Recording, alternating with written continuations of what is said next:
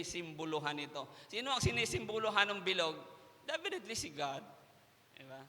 Si God. Let's pray. Father, we thank you again for this wonderful gathering together sa mga tao, New Year, Panginoon.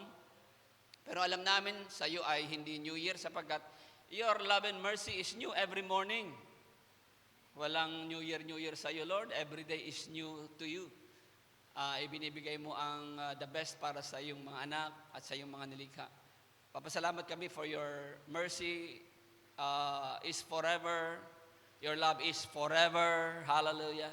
Kaya ganun na lamang kami kasigla, kasaya sa paglilingkod sapagkat nakilala ka namin na Diyos na hindi nagbabago kahapon, ngayon at magpakailanman. Nagbabago man ang tao pero ikaw ay hindi. Kaya maaasahan ka sa lahat ng pagbabago rito sa mundo sapagkat hindi ka nagbabago. We just commit to you our learning today, itong bagong pasok ng taon para sa amin. Hayaan mo, Diyos, na maging inspirasyon namin ang iyong mga mensahe, ang iyong mga salita all throughout the years. Salamat po sapagkat ikaw ang aming kasama. Sa pangalan ni Jesus, Amen. Okay. Pero yung mayroon tayong blessedness by proximity, bilog o butas. Blessedness by proximity. Well, let's understand first what is proximity. Nabigay ko na sa inyo yung konting meaning nito. Proximity is a noun. Ibig sabihin ng kahulugan ng proximity is nearness in space. Nearness in space, nearness in time, and nearness in relationship. Sa madaling sabi, malapit. Na malapit. So ang example natin dito, do not operate microphones in close proximity to television sets. Bakit? Kasi musicians, alam nyo, pagka inilapit ko ito sa speaker. Did you hear the sound? Did you hear the sound, guys?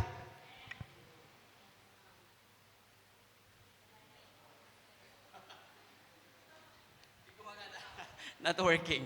Okay, so in proximity with the speaker, may tunog.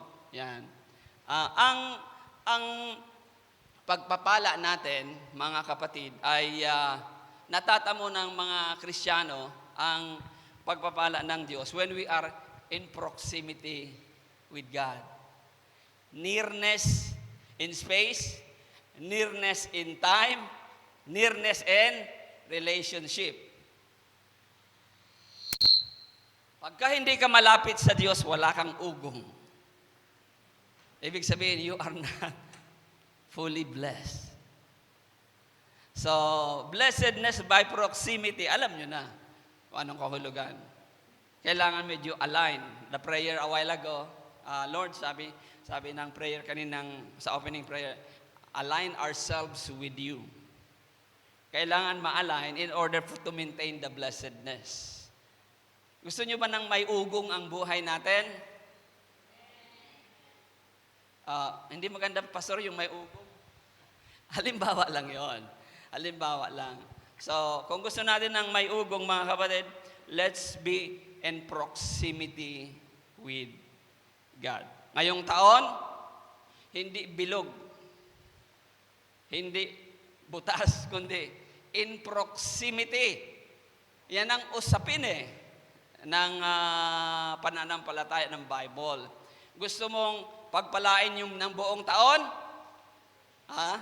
You need to be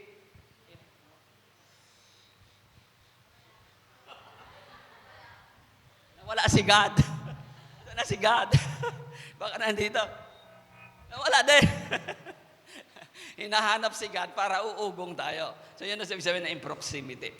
Mayroon tayong kasabihan, ang malapit sa kalan ay nauulingan. Amen? Ganon po ang ibig nating sabihin.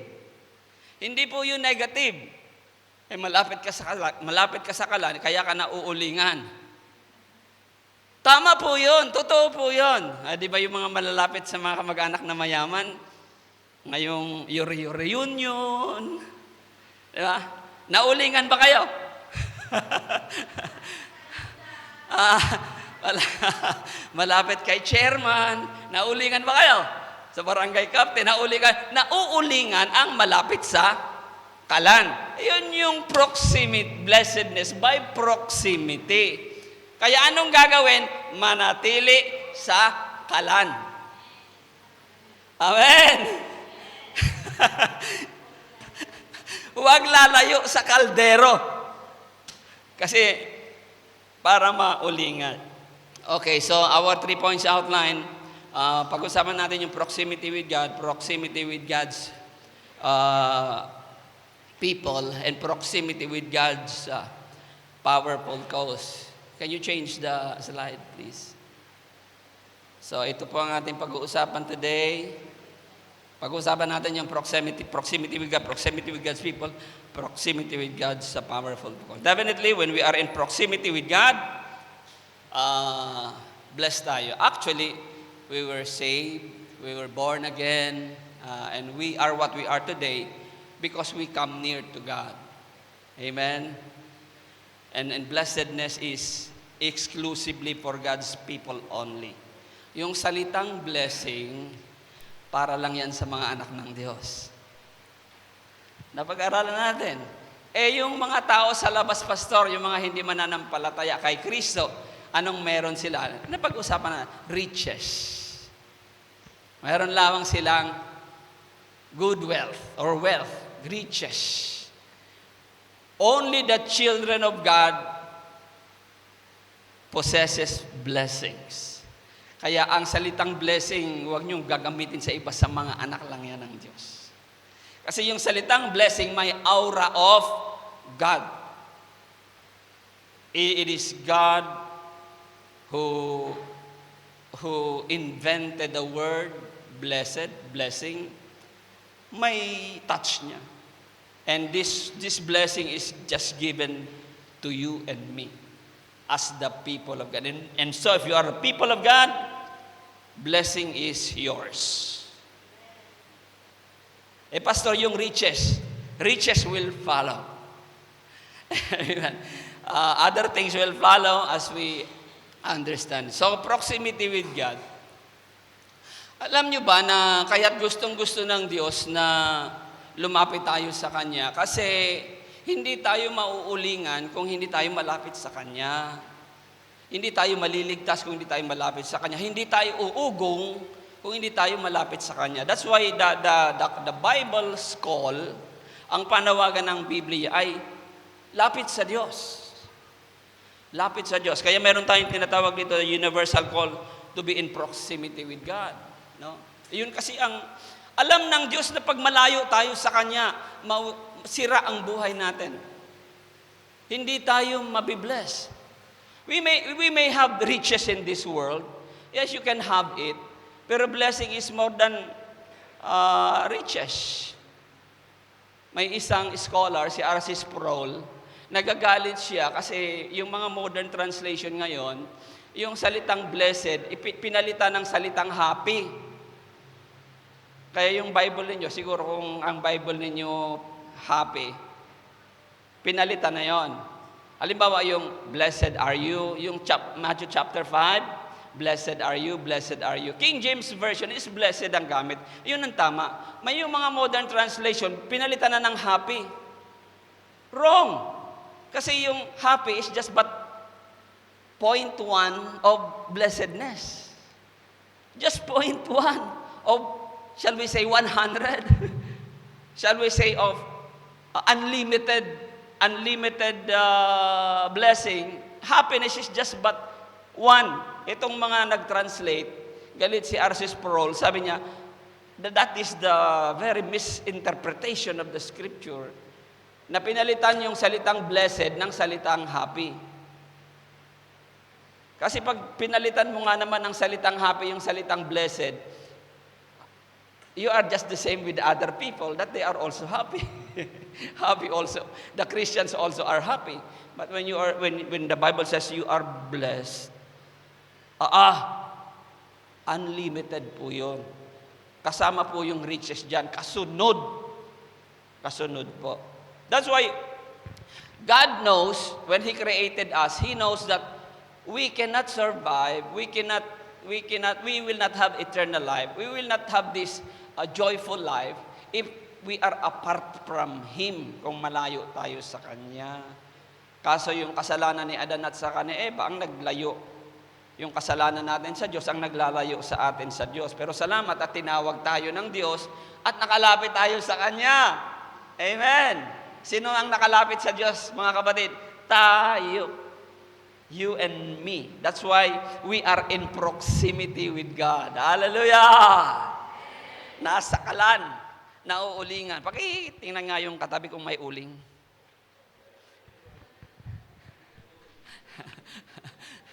Ibig sabihin, mayroong blessing ni Lord. Okay. The universal call to be in proximity. That's why there is a universal call to be in proximity with God. In Pahayag 22 verse 17, sinabi ng Espiritu at ng babaeng ikakasal, hali kayo. No? Ang Espiritu ng Diyos ay nananawagan. Ang babaeng ikakasal dito ay ang iglesia, tayo, na mga born again. Kasama tayong nananawagan. Kaya pag tayo ay nagpipreach, nananawagan tayo na ang tao ay manumbalik sa Diyos. Sapagkat kung hindi lalapit ang tao sa Diyos, they will not be blessed. No? In the end, they will not go to heaven. They will not have a joyful life. Not just a happy life, a joyful life, kundi fulfilled life as well. Mga kapatid, fulfilled life, prosperous life, successful life, only in God we can find those things. That's why may panawagan. Ito yung universal. Sinabi ng Espiritu at ng babaeng ikakasal, ang Espiritu Santo, pati na ng iglesia. Nananawagan saan? Hali kayo. Lahat ng nakakarinig nito ay magsabi rin, hali kayo, pati yung mga nakakarinig. So this has to be transferred, relayed. Lahat ng nakakarinig, magsabi rin, hali kayo, a universal call. Lapit tayo lahat sa Diyos na siyang pinatutungkulan ng bilog. Simbolo lang yung bilog eh. Ang pinatutungkulan ng Diyos. Lapit kayo, lumapit ang sino mang nauuhaw, kumuha ang may gusto ng tubig na nagbibigay buhay, ito walang bayan. So this one is a universal call. Mayroon din namang individual call. When Jesus is around here on earth, anong sabi niya? In Matthew chapter 11, 28 and 29, lumapit kayo sa akin. That is the call. Lumapit sa Diyos. Manumbalik. Kaya tayo na mga napanumbalik sa Diyos, ang tawag na sa atin ay nakipag-isa kay Kristo. Amen. Nakipag-isa kay Kristo sapagkat lumapit tayo at ngayon mas malapit pa tayo kay Kristo. Don't you know that God really wanted that He will be so near to us, that He wanted to reside in our hearts, that He wanted to be beside us, that He wanted to be in front of us, that He wanted to be at our back, that He wanted to be at us, sa ibabaw natin. Ganun dinidesire ng Diyos. Ang Biblia ay nagpapahayag ng ganoong mithiin ng Diyos sa buhay ng bawat isa sa atin. Kaya nga, the epistles of Paul says, He is in us, with us, through us, for us, unto us. Sabihin mo na. Ganun kagusto ng Diyos, makasama tayo in proximity with Him. Hallelujah! Sa loob, andyan yung Holy Spirit, andoon ang Ama, andoon ang Anak. Sa labas, andan yung presensya ng Diyos sa gilid, sa tabi, sa ibabaw, sa ilalim, sa likod. He wanted to be with you, people. Hindi magkamayaw ang Diyos kung ano ang gusto niyang proximity sa bawat isa sa atin. O, nasa saan si Lord, mga kapatid? Hallelujah. Hindi magkamayaw, hindi tayo magkakamayaw na banggitin kung nasa saan ang gustong pwesto ni Lord sa buhay natin. But definitely, He wanted to embrace us. He wanted to envelope us. Amen. He wanted to envelope us because He knows without proximity with God, Kahit ilang bilog pa ang inilagay ninyo sa ibabaw ng inyong mga lamesa, butas ang kalalabasan niyan kung wala kayong proximity with God. So the individual call, sabi naman, ito ang Panginoong Hesus, lumapit kayo sa akin, kayong lahat na nahihirapan at lubhang nabibigatan sa inyong pasanin, at kayo ibibigyan ko ng kapahingahan. Pero may responsibility yung mga lumalapit. Ano ang gagawin daw? Pasanin. Amen? Mayroon tayong gawain, mayroon tayong responsibilidad sa paglapit sa Diyos. Kailangan nating pasanin. Ang sabi ng Panginoon, pasanin ninyo ang aking pamatok at matuto kayo sa akin. Matuto kayo sa akin. Learn from me. Come unto me, all you are heavily laden, and I will give you rest. Learn unto me. No? Matuto kayo sa akin sapagkat ako'y maamo at may mababang loob. Makakatagpo kayo sa akin ng kapahingahan. This is what the world needs, kapahingahan. Satisfaction. Kasi pagka walang satisfaction, ayan, umiiral ang kasakiman. Siyempre, pag umiiral ang kasakiman, magulo, mga kapatid. Si Lord lang talaga. We need to be in proximity with. So this is an individual call. And don't you know, there is also a call to His people to be in proximity with Him again. Yung mga nag-backslide, may panawagan pa rin si Lord. Sa lahat, sa individual, pati sa mga anak niya na natumalikod, Isaiah 55:1-3. Ang habag ng Diyos, sinabi ni Yahweh, narito ang tubig, kayong mga nauuhaw. Ito yung mga backslider. Alam kasi ng Diyos kung hindi tayo in proximity with Him, wala. Pupunta tayo lahat sa impyerno. We will not be the person God wants us to be here on earth. Mga kapatid, kahit ilang bilog at polka dots pa ang suot ninyo. Hindi naka-polka dots ngayon. Wala. Okay. Huwag kalimutan ang nire-represent nito. Ang mga walang salapi at lumapit din dito. Ibig sabihin, talagang sira ang buhay. Bumili kayo ng pagkain at ito'y kainin ninyo. Bumili kayo ng alak at gatas kahit walang salaping pambayad. Bakit, verse 2, bakit gumugugol kayo ng salapi sa mga bagay na hindi nakakabusog? Bakit ninyo inuubos ang perang kinikita sa mga bagay na sa inyo ay hindi nagbibigay kasiyahan? Makinig kayo, mabuti sa akin, at sundin ang utos ko, at matitikman ninyo ang pinakamasarap na pagkain. Be willing and obey, and you will taste the good of the land. That is the promise. However, you need to be in proximity with God again. Kayo na mga tumalikod, lumayo na kayo eh. Ang layo na. Lapit! Nawawala si God. Lapit kayo sa akin! Nawala. Nawala, tuluyan ko yan eh. Bulilyaso yung illustration natin eh.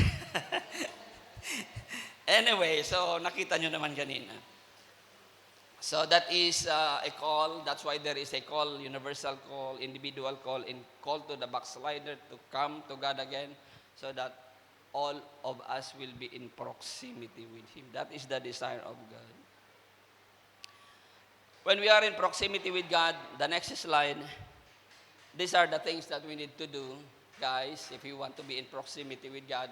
Sa taong ito, hindi pa rin naman nagbabago, prayer. Amen?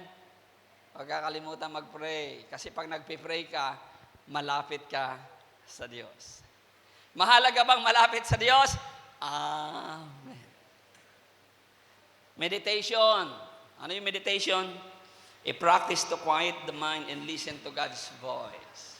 Parang pagkagising sa umaga, nakapikit pa rin yung mata mo pero nakaupo ka na. Pero this time you are thinking of the presence of God. Ang sabi ko nga sa inyo, kung napaka-busy ninyo, napaka-busy ninyo, huwag niyong kakalimutan magpasalamat sa Ama sa pangalan ng Panginoong Hesukristo sa pamamagitan ng banal na Espiritu. Kahit yun lang, that is in proximity with God already every day of your life. Pagkagising sa umaga, upo, salamat po Ama sa pangalan ni Jesus at salamat banal na Espiritu. Ganun lang ang pakiusap ko sa inyo. Ganun lang. Kung napaka-busy ninyo, huwag niyong kakaligtaan yan every day. That is an assurance of proximity with God already. Ibig sabihin, you are waking up, you are living under the presence of God. And you will see the difference, people. Prayer, meditation, of course, scripture study, kailangan pag-aaral ng banal na kasulatan para malapit tayo sa Diyos. These are the ways. Wala na pong ibang paraan para makalapit tayo sa Diyos. Kung mayroon kayong ibang alam, sabihan niyo ako mamaya pagkatapos kung paano makakalapit sa Diyos. Ano? Paano in proximity with God. Because what I know is prayer, meditation, scripture study, pag-aralan ng Biblia, and of course, as we do together, worship the Lord. Umaawit tayo, nananambahan sa Panginoon. Kaya huwag kakaligtaan ang pananambahan sa Panginoon, mga kapatid. Malaking bagay. Huwag malilate sa gawain. Malaking bagay. Because you want to be in proximity with God na buo. No? Na buo. Mga kapatid. Huwag kakalimutan niya. Scripture study.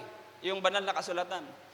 And don't you know, there are stories, no, when someone is loving his Bible so much, sapagkat nakakakuha siya ng inspiration, kalakasan, pag nagbabasa siya ng Biblia, the literal Bible itself is getting a blessings to the person who is reading and studying the Scripture. Source ng blessedness. Ay may mga tao na hindi na maihiwala yung Bible sa kanila. Amen? Kasi kalaunan dumarating na yung proximity niya sa Diyos ay naririto na rin sa Bible. Mahal niya na yung Bible niya. May mga tao ginagawang una nito. Amen. Mahal niya ang Bible. At may mga patotoo na sa pamamagitan din ng Bible, they were saved. Mayroong kwenta doon sa probinsya, yung asawang lalaki ayaw mag-born again. Nagagalit doon sa asawang babae. Sa isang okasyon, tatagain siya. Hawak niya yung Bible. Ginano niya yung Bible. Sinalag niya yung Bible.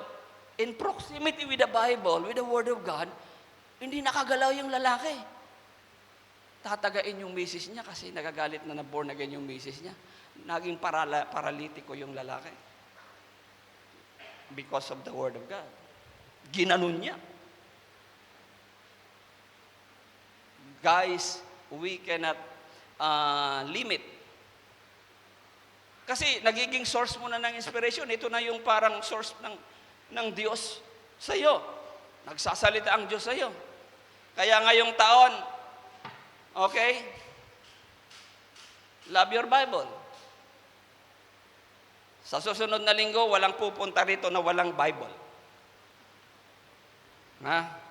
Kung wala kayong ganitong Bible, sabihan nyo kami, meron tayo doon. You should love your Bible, that is your proximity with God. No other thing. Scripture reading and worship. Now, after, of course, God is the source, the fountainhead of every blessedness. Hindi nyo ba alam na mayroon din tayong tinatawag na point number 2, proximity with God's people. Yung blessing, when we talk about blessing, spiritual. Yung mga material, as we know, addendum, supply, daily bread, gift, provision, prosperity. Pero kasama siya sa blessing. Pero matuto tayo sa kung ano ang New Testament, ang mga material na bagay, hindi tinatawag na blessings. Only the spiritual.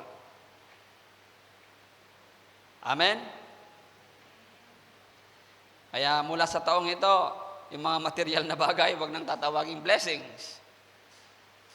Blessing pa rin yan by default. Huwag niyo ako mamaliin. Kaya lang, annex lang yan. You know, when you saw a building, ano ang pangunahin? Yung main building. Tapos mayroong annex doon. Sa probinsya, yung mga anak na nag-aasawa, mayroon silang malaking bagay, ancestral house. Yung mga nag-aasawang anak, ang tawag namin sa Bicol, nagasuyap. Gumagawa ng extension doon sa tabi ng bahay. Yun din yung kanyang, nag-asawa na nagasuyap. So, yung bahay ay lumalaki kasi yung panganay naglagay ng extension dito. Yung bunso dito rin siya sa likod. Yung isa pa ang nag-asawa dito rin. Pero the actual house is the big one. These are but annexes.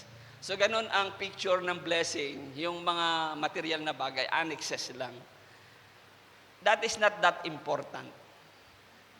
Dagdag lang Kaya kung mayroon kang matibay na bahay, you can have annexes.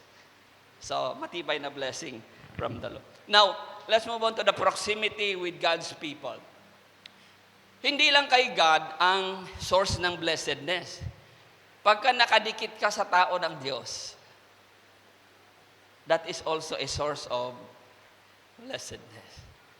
Nabasa na natin ito nung nakaraan, di ba? Sa Genesis 30, 27, ulitin natin hanggang 30. Ayan. Si Laban ay, if I'm not mistaken, tiyuhin yata. Sinabi ni Laban, kung mamarapatin mo, ito ang sasabihin ko. Batay sa karanasan ko sa panghuhula, tunay na pinagpala ako ni Yahweh dahil sa iyo. Sino itong kausap niya? Si Jacob, no? Sabihin mo kung magkano ang dapat kong ibabayad sa iyo at babayaran kita. Aba. Okay. Pinagpala si Laban. Si Laban ay hindi Hudyo. Okay? Si Jacob ay Hudyo. Ang blessedness ni God nanggagaling sa kanya. Unang dinadaluyan ang mga tao ng Diyos. Amen. Kaya yung mga tao sa labas, pag nakadikit sa mga tao ng Diyos, ito yung nangyayari. Blessedness by proximity. Proximity with the people of God. Mahahawaan, sabi ni nanay, mauulingan.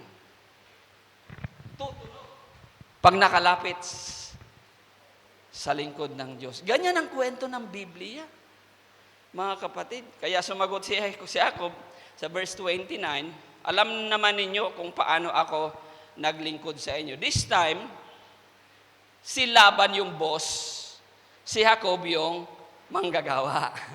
Kasi nagtrabaho si Jacob si Laban ang boss, si Jacob ang manggagawa. Pero sa pananatili ni Jacob kay Laban, alam naman ninyo, sabi ni Jacob, kung paano ako naglingkod sa inyo at kung paano dumami ang inyong kawan sa aking pangangasiwa at kaunti ninyong kabuhayan bago ako dumating ay maunlad na ngayon. Sapagkat pinagpala kayo ni Yahweh dahil mayabang ba si Jacob dito? Mayabang ba si Jacob? Pinagpala ka dahil sa mukhang mayabang si Jacob, ano? Yung mayaman ka dahil sa akin. Kasi si Jacob, tao ng Diyos. At naglilingkod si Jacob kay Laban. Si Laban, nakokonti, sabi niya, dumating ako wala kang makain. Di ba? Paano ako naglingkod sa inyo? Paano dumami ang inyong kawan sa aking pangasiwa? Sa konti na inyong kabuhayan, bago ako dumating, ay maunlad na ngayon. Kaya dapat namang iukol ko na ngayon ang aking panahon sa aking sambayan. And Laban is willing to pay. Sabihin mo magkano ibabayad ko. Wow! The blessing is getting symbiotical. Napagpapala si Laban dahil kay Jacob, si Laban naman ngayon ay gustong bayaran gustong bigyan ng blessing. But at this point in time, since we are talking about Old Testament, material blessings. Given na kasi sa Israel yung spiritual blessings. Kasi yung Israel, pinili na bayan niya ng Diyos. No choice na si God, kundi they were spiritually blessed. Kaya ang usapin na lang nila mga material. Wala, nakatali na si Lord doon eh. Covenant nation niya ang Israel. Kaya the spiritual blessing, Pastor, bakit hindi natin pinag-uusapan ng spiritual blessing regarding Israel? Given na yun. Piling bayan ng Diyos ang Israel. Kaya yung spiritual na blessing, nando doon na. And we are talking about material blessing, which is the extension, annexes. Pero ganun pa man, nakikita natin dito that Laban was blessed. This time materially. Of course, spiritually, then this time materially. When they are talking about material things, dumami yung baka, dumami yung kawan, because of proximity with Jacob. Guys, napakahalaga natin. Pag tao tayo ng Diyos, lahat ng in proximity with us also will be blessed. I tell you, magdadala tayo ng pagpapala sa iba. Hindi lamang sa pananalita natin, lalong na sa pananalita, syempre, pag nangaral tayo, nakakalapit ang iba sa Diyos, all the more that they were going to be blessed. Kaya minsan nasabi ko, mapalad ang mga mahal natin sa buhay na hindi pa nakakakilala sa Panginoon.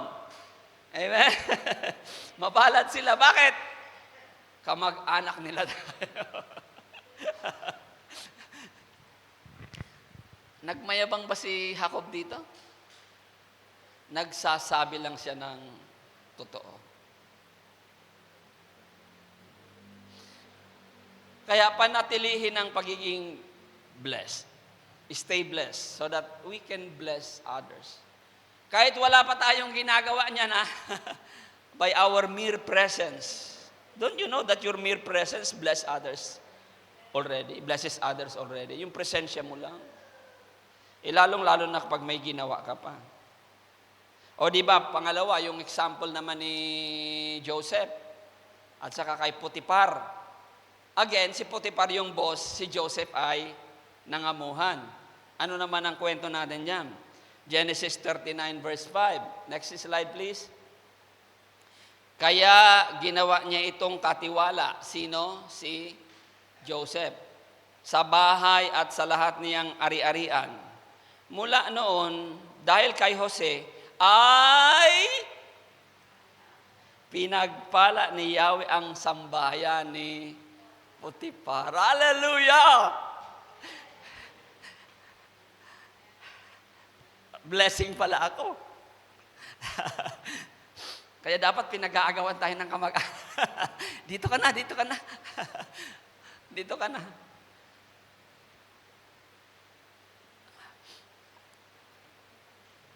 Kailangan makita nila ito.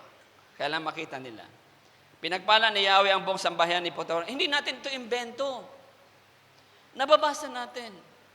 That there is such thing as blessedness by proximity, this time with God's people. Kaya blessing ka. Amen. We are. Kaya anong nangyari? Pati ang kanyang mga bukirin. Wow. Pinagkatiwala ni Potiphar kay Jose ang lahat maliban sa pagpili sa kanyang pagkain. Nagkatiwala na ngayon ni Potiphar kay Joseph. Maliban sa isa na lang. Pati siguro sa damit ni Potiphar, ano? Kasi sabi rito, ipinagkatiwala ni Potiphar kay Jose. Kasi lahat ng hawakan ni Jose, lahat ng sabihin ni Jose, blessing dumarating sa kanya. Wow! O pinagkatiwala na pati yung susuot siguro ni Potiphar. Jose, ano bang magandang isuot ko ngayon? Alam ni Potiphar na pag si Jose ang nagdesisyon sa isusuot niya, he will be blessed. He will be blessed. Guys, hallelujah. Dapat marinig ito ng mga kamag-anak natin na hindi man nakakilala sa Panginoon. Pero maliban na lamang sa kakainin niya. Hindi na niya ito pinagkatiwala kay Jose. Kasi may paborito siguro si Potiphar. Baka ibigay sa akin ni Jose puro gulay. Puro gulay. Ano, Sarah? Asan na si Melvi? Pag ako pinagpili nyo ng kakainin nyo, gulay. Gulay. Ganito siguro si Potiphar. Okay. Now, another example, marami tayong halimbawa sa Biblia eh. Yung dalawang ito, nabanggit ko na noong nakaraan, ito, 2 Kings chapter 13, verse 21. In the Berean Bible, no, it states, once while the Israelites were burying a man, suddenly they saw a band of raiders. So they threw the man into Elisha's tomb. When the body touched Elisha's bones, the man came to life and stood up on his feet. Yung bangkay, yung ililibing, nagkagulo, itinapon na lang dahil sumugod yung mga kalaban. Itinapon, naglilibing sila nung patay nila. Itinapon na lang. Yung bangkay napunta doon sa katawan ni, whose prophet is that? Elisha. Buto na si Elisha, napatong yung bangkay sa ibabaw niya. Anong nangyari? When the body touched Elisha's bones, the man came to life and he stood on his feet. Is that proximity with God's people? Yes. Closeness, naulingan. Kaya nabuhay yung patay. That is the story of the New Testament. Ang lahat ng lumalapit kay Jesus, gumagaling. Kailangan yung isa mahawakan yung laylayan. Amen? Kailangan mahawakan yung laylayan. Bakit pag hindi niya nahawakan yung laylayan, there is no proximity. Si Zacchaeus umakyat, kaya makita niya si Jesus. Proximity. Kaya si Lord nagsabi, ipatong ninyo ang inyong mga kamay sa may sakit. Proximity. Point of contact. Dikit. Nabuhay yung patay. Buto na. Can you imagine? Buto na, ando doon pa rin yung blessedness. Kaya nung nadikit yung bangkay na buhay, hallelujah. Another miracle here in the life of Elisha, yung babaeng balo, pumunta si Elisha. Mabuti pumunta si Elisha. Nagkaroon sila ng closeness ng balo. Anong problema ng balo? Wala nang makain. Sige, ganito na lang gawin natin. Kumuha ka ng lalagyan. Ano lang meron ka dyan? Konting langis po. Manghiram ka ng lalagyan, ibuhos mo yung konti mong langis. Habang binubuhos yung konting langis, hindi na uubos. Why? Because of Elisha. Elisha is in the house. Of course, God is in the house because of Elisha.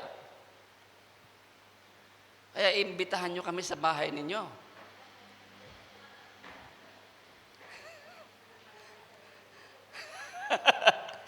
Iimbitahan nyo ang mga kapatiran sa bahay ninyo. May dalang quote-in-quote swerte yan. May dalang blessedness yan.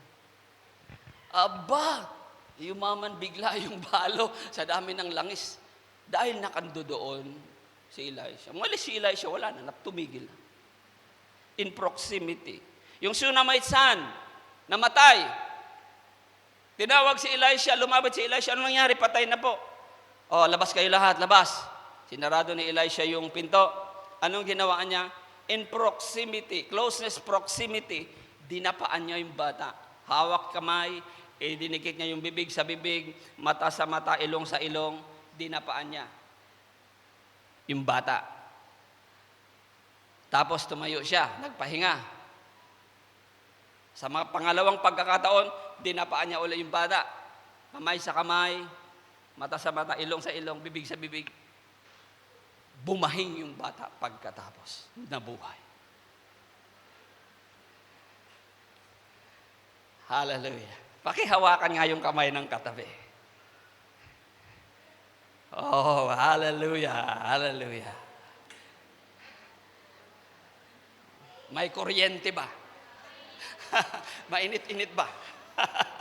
Hallelujah. Release the blessings. Hallelujah. Oh, that is what God wants us to have this year. We need to be in proximity with God, and we need to be in proximity with God's people. Why? Because we have the Spirit of God. Amen. We have the Word of God. Hallelujah! Kaya sa susunod na taon, hindi bilog ang ihahain nyo sa lamisa, kundi kayo.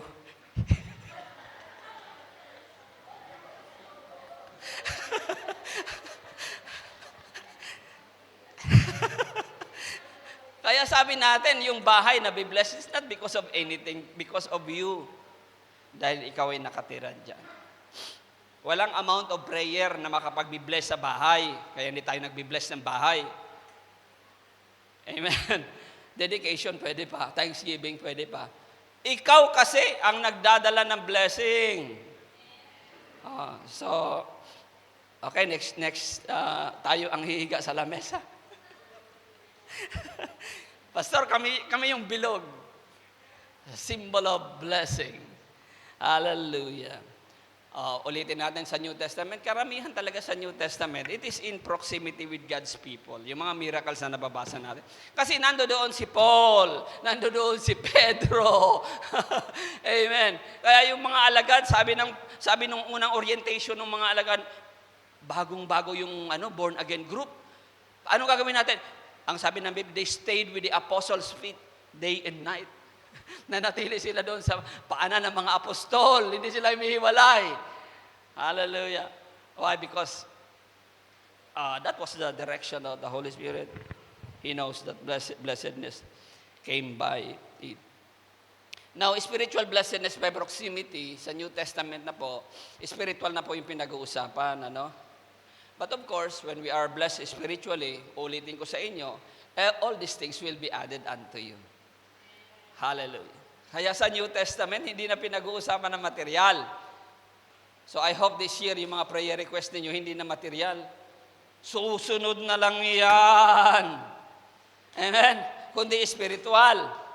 Ano ba mga prayer request na inaasahan natin for this year? Ipag-pray nyo ako sa susunod, sana ipag-pray nyo ako sa susunod na community prayer, makadalo ako. Wow! Ipag-pray nyo ako na hindi na ako malate pag Sunday service. Wow! Ipag-pray nyo ako na makasama ako sa mga outreach. Yung 2 outreach pupuntahan ko. Wow! Sabay yun paano ba pupuntahan? Ipag-pray nyo ako na maging faithful ako sa pagbibigay ng ikapo. Wow! Yun ang mga prayer request na ngayon, Ate Hazel. Alisin natin yung mga material. Kasi susunod na nga lang yan. Ang sabi, unahin ninyo ang kaharian ng Diyos at ang kanyang katuwiran at ang lahat ng bagay ay susunod sa inyo. Hindi pinagkait ng Diyos ang kanyang bugtong na anak ibinigay sa inyo. Paano po niyo pagkakait ang ilang mga bagay na kailangan ninyo? He will not going to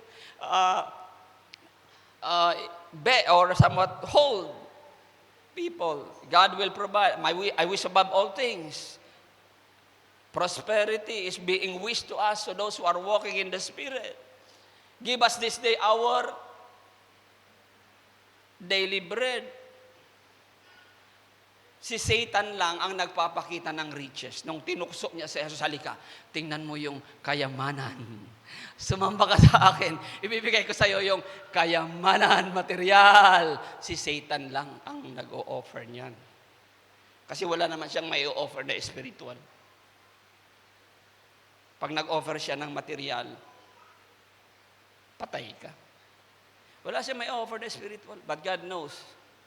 Spiritual matters most. Hallelujah.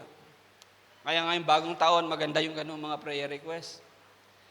Ipag-pray nyo ako na ma-sharean ko yung aking kapatid. Ipag-pray nyo ako na ma-sharean ko yung aking kapitbahay. Ipag-pray nyo ako ma-sharean ko yung aking mga kaopisina. Hallelujah!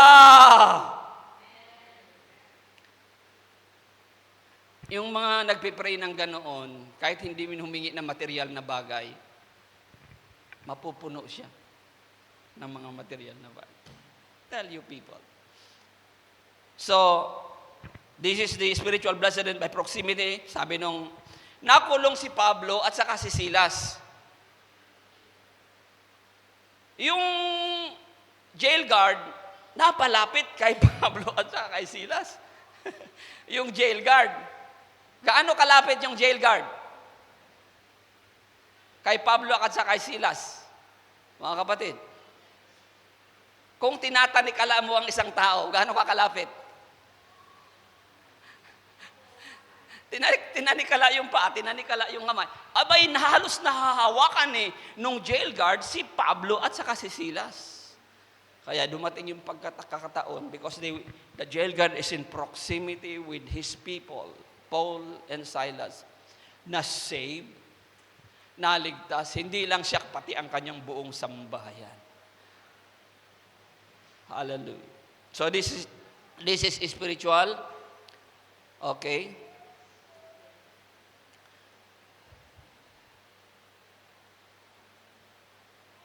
Then another one, not a guarantee however, yung nakapako sa krus, ilan yung kasama ni Jesus doon na tulisan? Dalawa. Pinangalanan to ng tradisyon, pero yung Bible hindi pinangalanan. Si Istas daw at saka si Demas. Yung isa sa kanan, sa kaliwa. Okay. Pero sino ang isinama ni Lord sa paraiso? Let's read this, no? Luke 23:39-43. And the one of the malefactors which were hanged railed on him, saying, If thou be the Christ, save thyself and us. Sabi nung nasa kaliwa, tinuya si Jesus. Kung ikaw ay ang totoong Kristo, sabi nung nakapako, kasi pinapako sa krus yung mga kriminal, ganun nila pinapatay. Capital punishment na tinatawag. Sa atin, electric chair. Wala na electric chair sa atin. Sa panahon ng mga Romano, ipinapako sa krus. So yung isa nakapako, sabi niya, kung ikaw ang Kristo, nakabitin tayo rito. Iligtas mo ang sarili mo, iligtas mo ikaw. Tinuya si Christ, si Lord. Now, it's not a guarantee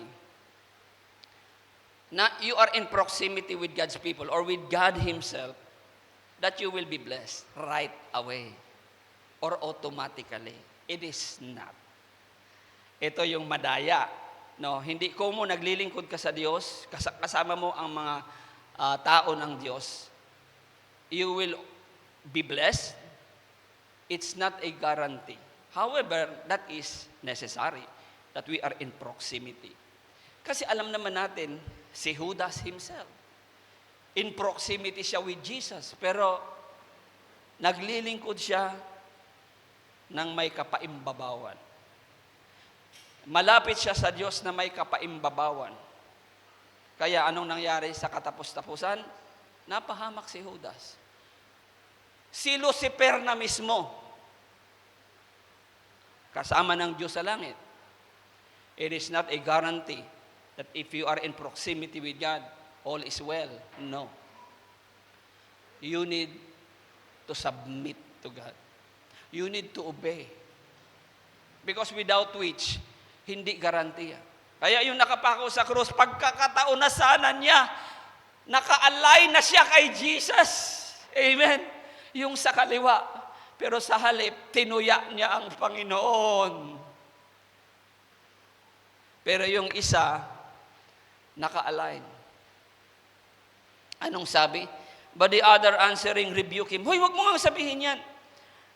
Hindi ka ba natatakot sa Diyos? Pare-pareho tayong pinaparusahan ngayon. And we indeed justly, for we receive, dapat lang kasi makasalanan tayo, for we receive the due reward of our deeds. But this man had done nothing. Medyo alam nung nasa kanan na si Jesus Christ, walang ginawang masama. Tama yung kanyang unawa kay Jesus. Anong sabi ni Jesus? And he said unto Jesus, and 42, yung acknowledgement, Lord, remember me when thou comest into thy kingdom. Sabi nung nasa kanan, Panginoon, alam ko wala kang kasalanan. kami makasalanan, pero alalahanin mo ako pag pumasok ka na sa kaharian mo. In verse 43, anong sabi ni Lord?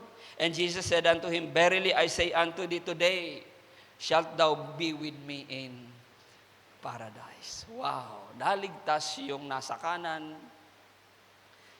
sapagkat in proximity siya with God, mayroon pa siyang pagpapasakop sa Panginoon.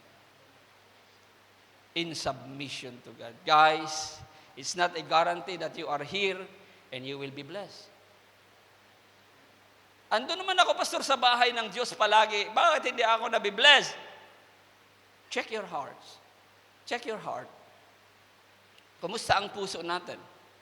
Kasi hindi garantiya na ikaw ay malapit sa kalan, mauulingan.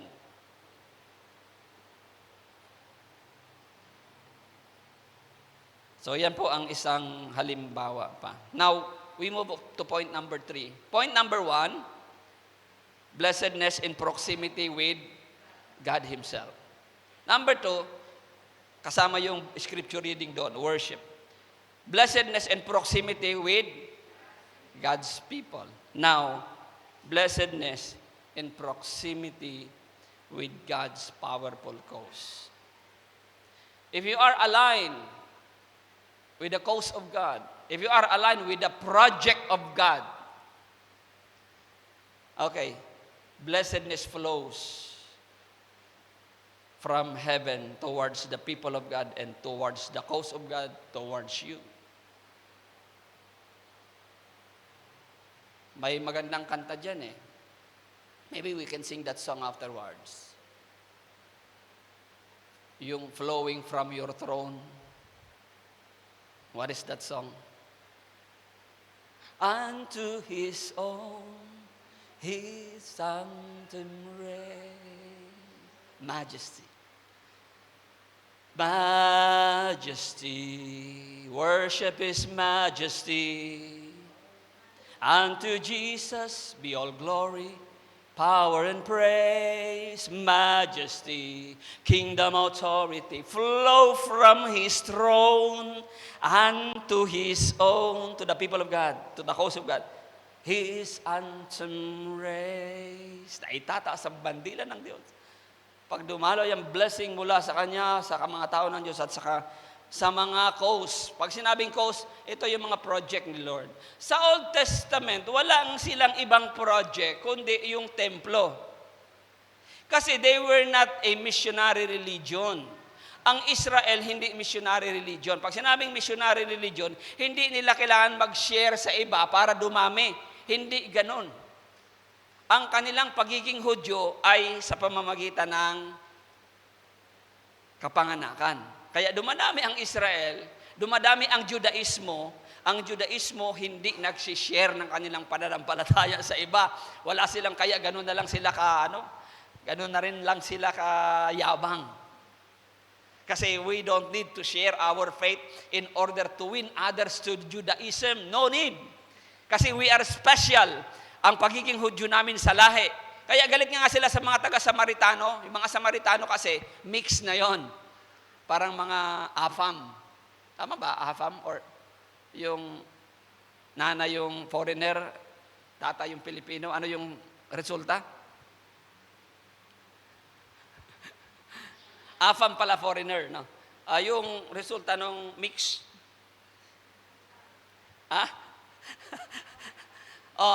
Yung resulta ng mga Hudyo at nag-asawa ng ibang mga lahi, Samaritano ang tawag. Kaya galit ang totoong Hudyo sa mga sarili. Ano kayo? Kalahati lang kayo. Kalahati lang kayo. Galit-galit sila. Kaya makikita nyo sa kwento sa Biblia, ganun na lang kagalit ang mga Hudyo. Kapag ang Hudyo ay hindi missionary religion, they don't mind whether they grow or not. Pero ang kabutihan, marami sila kung mga anak. Kaya dumadami ang mga Hudyo, ang Hudyo-Hudaismo, hindi dahil sa nagsishare sila sa iba, kundi by biological growth. Biological growth. So the only project is the temple. Yun lang naman, temple ang project nila. Tayo, ang project natin, dalawa. We need to do evangelism and we need to take care of our temple. No? Kasi may bahay-sambahan. That's why, proximity with God's powerful cause, yung binasa natin sa Hagay, iyon yun. No? Iyon yun. Basahin ko uli. Ang aklat na ito, Hagay, chapter 1, verse 1, tamang-tama, New Year, ano? Chapter 1, verse 1. Okay, ang aklat na ito ay naglalaman ng mga pahayag ni Yahweh sa pamamagitan ni Hagay o Hagay. Noong ikalawang taon ng paghahari ni Haring Darius ng Persya, noong unang araw ng ika-6 na buwan, si Yahweh ay nangusap kay Hagay para kay Zerubabel na gobernador. Sino yung gobernador? Sa panahong yaon, si Zerubabel. Sino ang hari? Si Dario. Zerubabel na gobernador na Huda, anak ni Shealtiel, at sa pinakapunong pari na sino yung pinakapunong pari ng panahon? Si Josue. Kaninong anak? Jehozadak. Kaya alam nyo, ang Bible natin, hindi talaga masasabing gawa-gawa. Kasi may genealogy. Alam ng Bible na darating ang panahon, sisirain ng Bible, kaya yung genealogy, napaka-importante. Anak ni Jehozadak. Pag hinanap mo si Jehozadak, tao si Jehozadak. Hindi nagkukwento ang Biblia ng walang pinanggalingan. Verse 2, ganito ang pinasasabi ni Yahweh, na makapangyarihan sa lahat. Sinabi ng mga taong ito na di umano'y hindi pa napapanahon upang itayo muli ang templo. Dahil dito, sa pamamagitan ni Propeta Hagay ay sinabi ni Yahweh sa sambayanan. Anong sinabi ni Yahweh sa sambayanan? Kasi yung mga tao sabi niya, hindi pa natin dapat itayo yung templo. Kaya ang verse 4 ang sabi, tama ba na nananirahan kayo sa mga magaganda at maayos na bahay, ngunit wasak naman ang aking templo? Sino maganda bahay? Pinagaganda ba yung bahay nyo? Walang masamang pagpaganda ng bahay, pero wag kakalimutan ang bahay ng Diyos.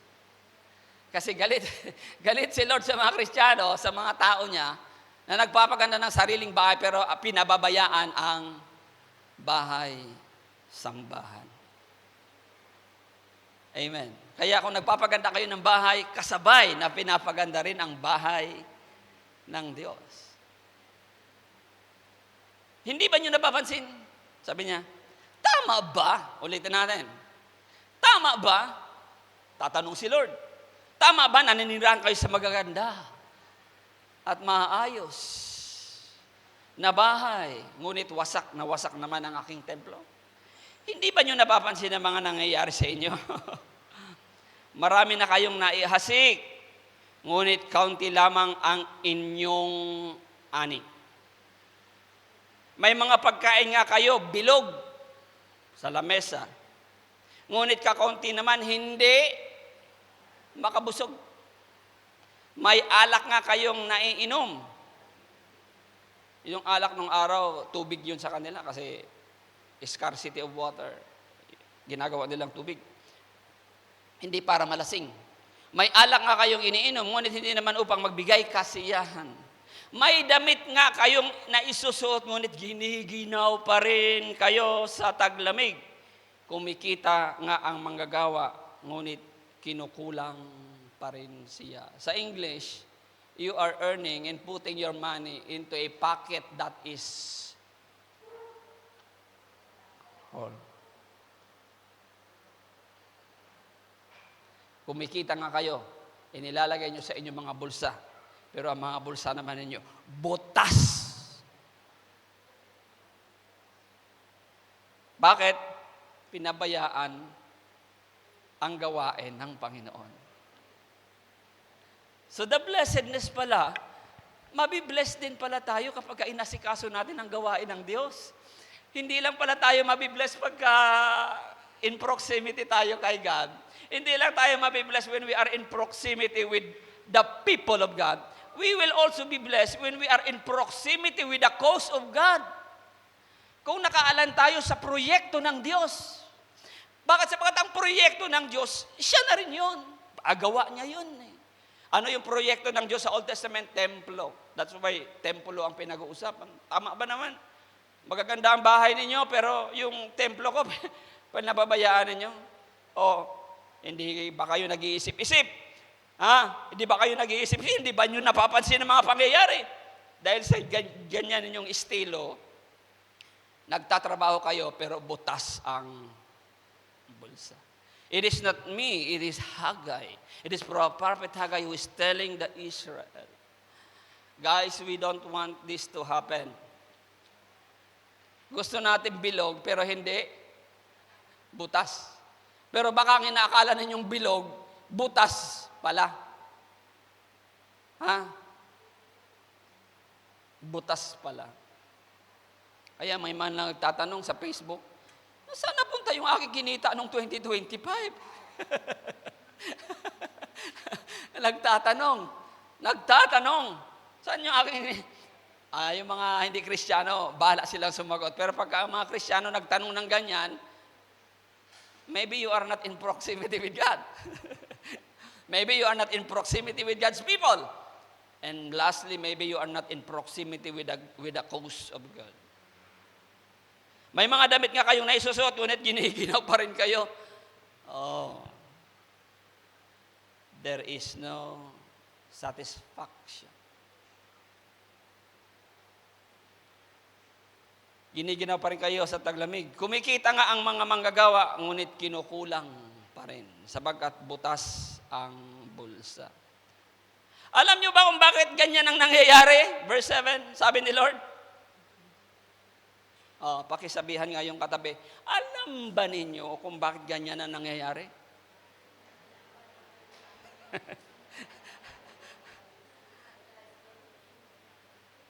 Yan ang sabi ni Lord.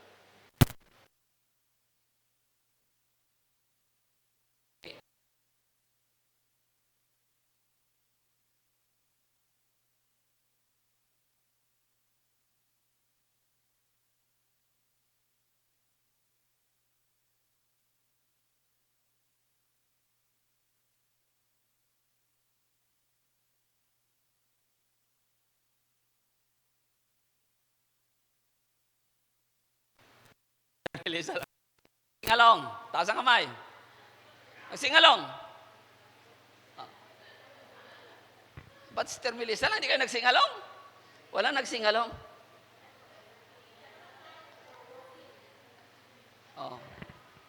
Kung sa bahay nyo, nagsisingalong kayo, napakaganda ng mikropono nyo. Ang mikropono sa church ay pupugak-pugak. Alam nyo na. Verse 7, alam ba ninyo kung bakit? Kakaganda ng mga speaker nyo sa bahay, speaker sa church, pupugak-pugak.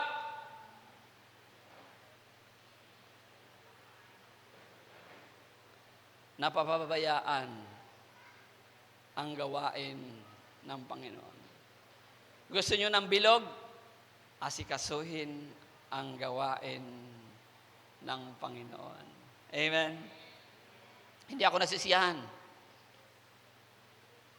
Tapos sa verse 9, umaasa kayong aani.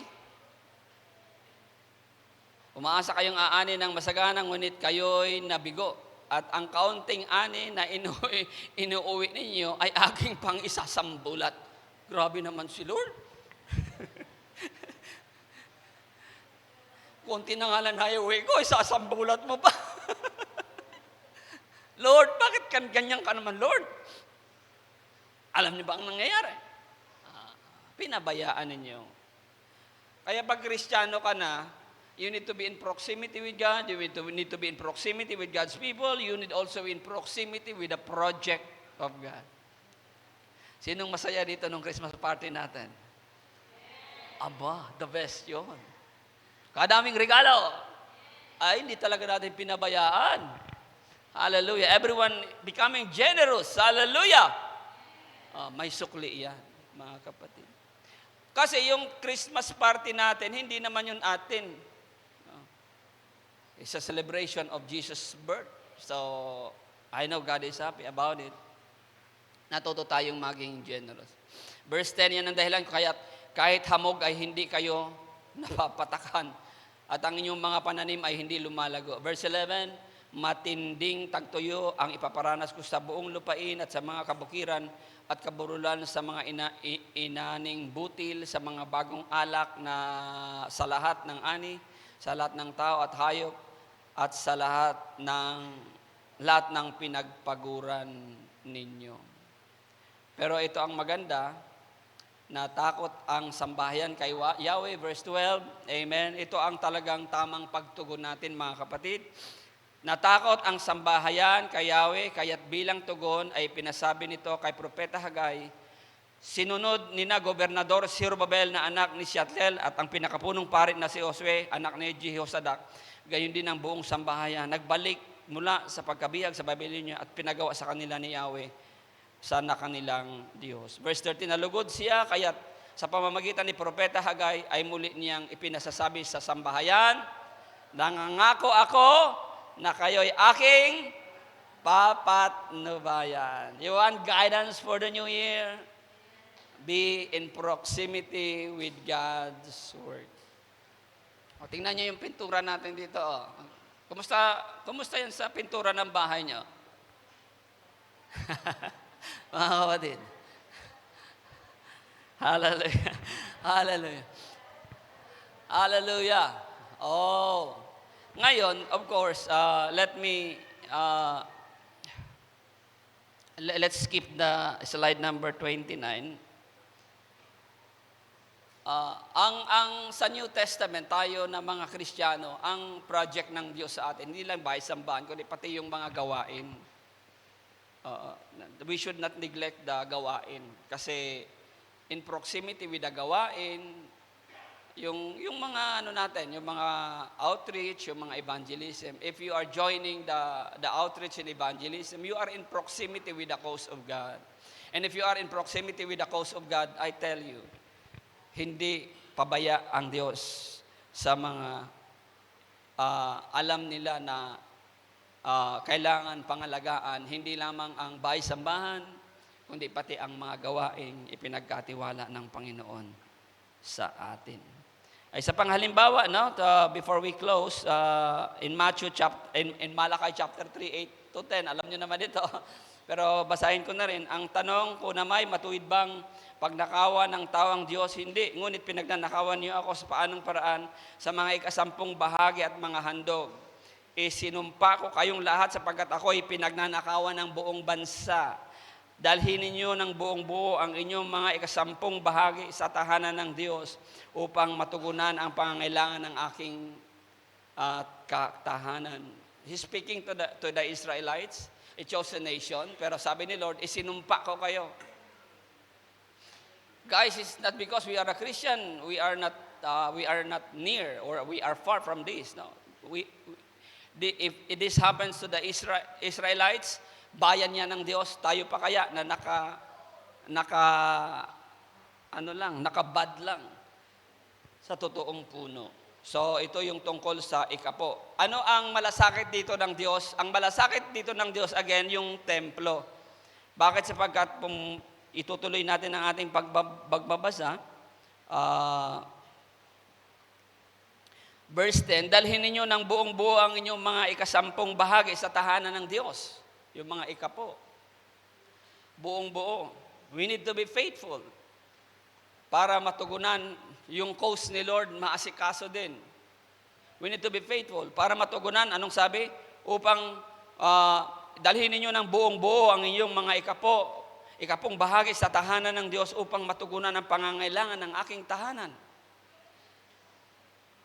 Kasi nga, galit si Lord na tutugunan ng pangangailangan natin, pero yung pangangailangan ng iglesia ay hindi matugunan sapagkat hindi tayo in proximity with God's project, with God's cause, which is the temple. Today, as I was emphasizing with you, dalawa ang project natin, yung bahay-sambahan natin at saka yung ating mga gawain. Dalawa lang naman, mga kapatid. That's why these things are being told for us to realize that in proximity with the cause of God brings blessing. Anong kasunod na verse? Sabi ng Biblia, subukan ninyo ako sa bagay na ito. Sabi ni Lord, subukan niyo ako. Kung hindi ko bubuksan ang mga bintana ng langit at ibubuhos sa inyo ang masaganang pagpapala, Hindi ko rin hahayaan salantain ng mga balang ang inyong mga pananim at mamunga ng sagana ang inyong mga ubasan. Dahil dito isasabihin ng lahat ng bansa na kayo'y mapalad, sapagkat napakainam maniran sa iyong lupain, sabi ni Yahweh na makapangyarihan sa lahat.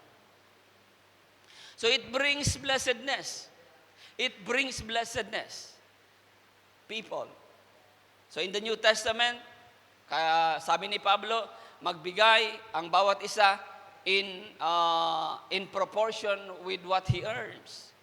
Proportionately with what he earns. And there is no proper system in order for you to give in proportion to what you earn, kundi yung percentage.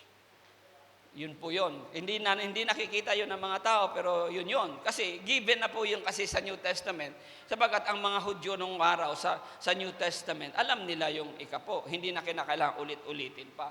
Pero makikita mo sa prinsipyo ni Pablo, makikita mo na nandoon pa rin ang pag-iikapo. Ulitin ko, sabi ni Pablo, magbigay ang bawat isa in proportion with what he received. Magbigay sa Diyos ang bawat isa in proportion of what he received. Yun ang sabi niya sa Korinto. Paano in proportion of what he received?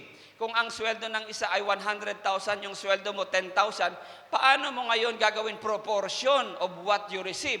The only application is percentage. Kaya pag nagbigay ka ng 10%, yung 10,000 nakatanggap ng 10,000, magbigay siya ng 10%, 1,000, yung 100,000 naka-receive ng 100,000, nagbigay siya ng 10%, that is 10,000, that is in proportion.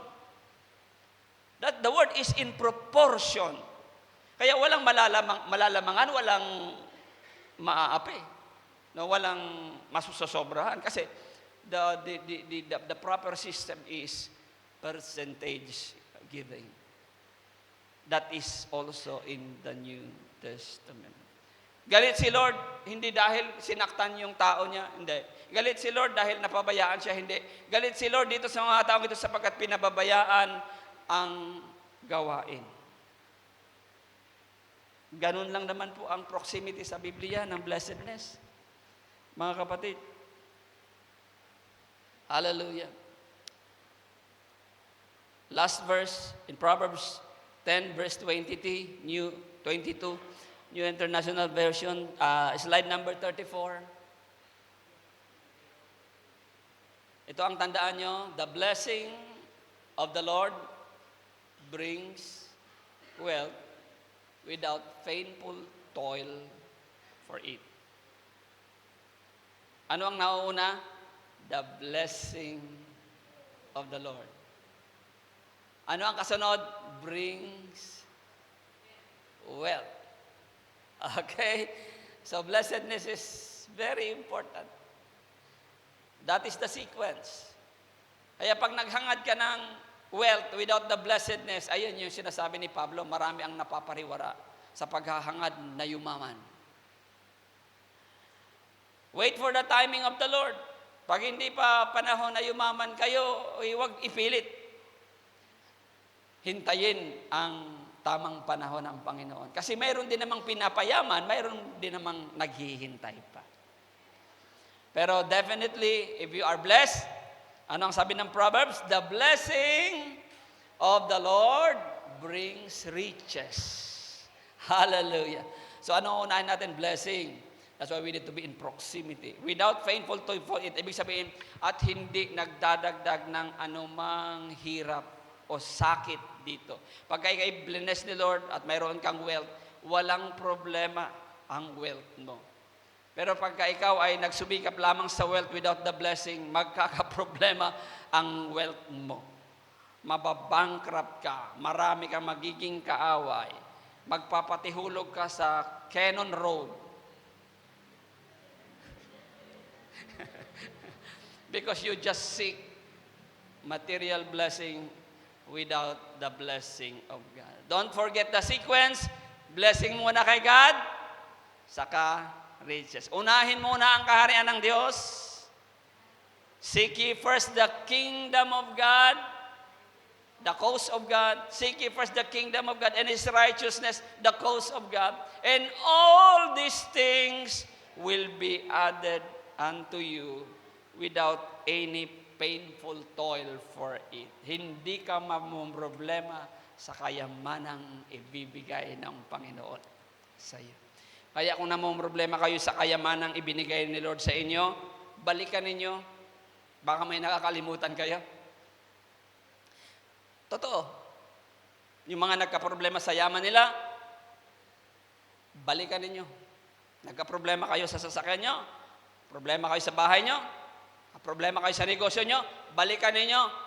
Baka hindi kayo in proximity with God, with the people of God, and with the cause of God.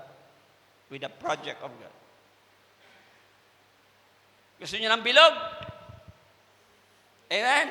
O butas? Okay, manalangin tayo. Father, we thank you for this wonderful first Sunday of New Year.